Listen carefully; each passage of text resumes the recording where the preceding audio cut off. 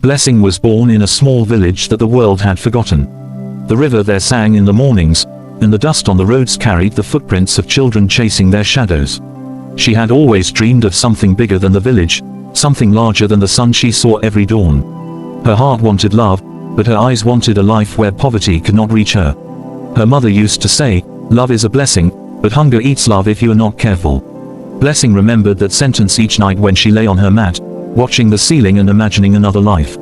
And then came Joe. Joe was not from her world. He was born into power, into money that overflowed like rivers in the rainy season. By the age of 25, he was already called the silent billionaire. His empire stretched across cities. People whispered his name in offices, in parties, in hotel rooms where deals were signed. To many, he was a god of wealth. To himself, he was a prisoner of his own throne. When Blessing met Joe, she thought the universe had finally answered her prayers. But what she did not know was that love with Joe was never free.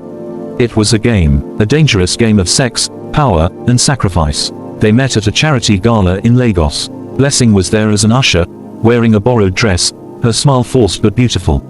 Joe walked in, late as always, with a silence that turned every head toward him. His suit was black, his eyes darker. He looked like a man who had seen too much of life and wanted none of it, yet still carried the weight of the world in his pocket.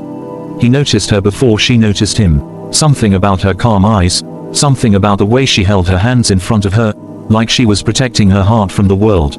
"Your name?" he asked when she served him a glass of wine. "Blessing," she said softly. Joe's lips curved, not into a smile but into something between sorrow and desire. "Blessing, that's heavy." From that moment, they kept finding each other. At the gala, at the parking lot, in the silence of Joe's expensive car, and later, in the secrecy of his mansion where walls were taller than trees, where silence was louder than truth.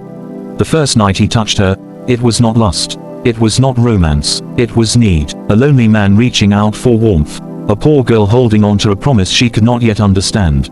That embrace, gentle, trembling, filled with fear and hope, was the beginning of everything.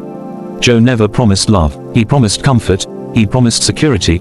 He promised a world where Blessing would never taste hunger again.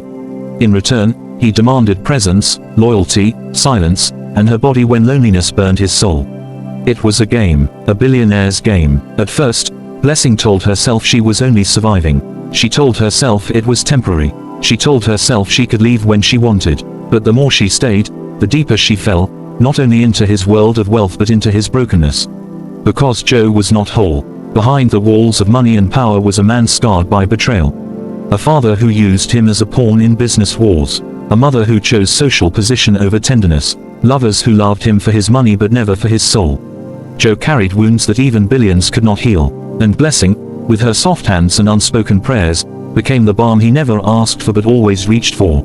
Their nights were not always gentle. Sometimes his need was fierce, almost punishing. Sometimes hers was desperate, like she was searching for a piece of his heart in his touch. They played the game, sex tied with power, power laced with loneliness. Yet, in the quiet mornings, when sunlight fell on their skin, when his hand brushed against hers without words, they both felt something beyond the game. Something fragile, something dangerous. Love. Love inside a billionaire's world is never free. It costs trust, freedom, sometimes even dignity. Blessing began to change. She dressed differently. She walked into restaurants she once only saw on TV. She rode in cars that made people stare. But at night, when she looked at herself in the mirror, she sometimes saw a stranger. "Who am I becoming?" she whispered to her reflection. Joe heard her once. He walked closer, placed his hand on her shoulder, and whispered, "You are mine." It was tender, it was possessive, it was comforting, it was frightening. Blessing realized she was living in two worlds, one where she was a village girl who still missed the sound of the river, and one where she was a billionaire's secret, trapped in a golden cage. And yet, she loved him. Or maybe she loved the brokenness in him, the boy who never knew a mother's embrace, the man who hid his tears behind contracts and luxury. Love became sacrifice. She gave her youth. She gave her dreams. She gave her silence when tabloids called her gold digger. She gave her body when Joe's loneliness screamed louder than her own needs. But every embrace, no matter how heavy, carried a strange power. The power to keep them breathing. The power to make two lost souls believe that maybe, for a moment, they belonged to each other. Power does not like love. It sees love as weakness. Joe's empire began to notice Blessing. Board members whispered. Business partners laughed in shadows. Family raised questions. Joe, the silent billionaire, was suddenly loud in the tabloids, not for his deals but for the girl always by his side. One evening, after a tense board meeting, Joe came home furious. "They think you are my weakness," he said. His eyes were fire, his voice thunder.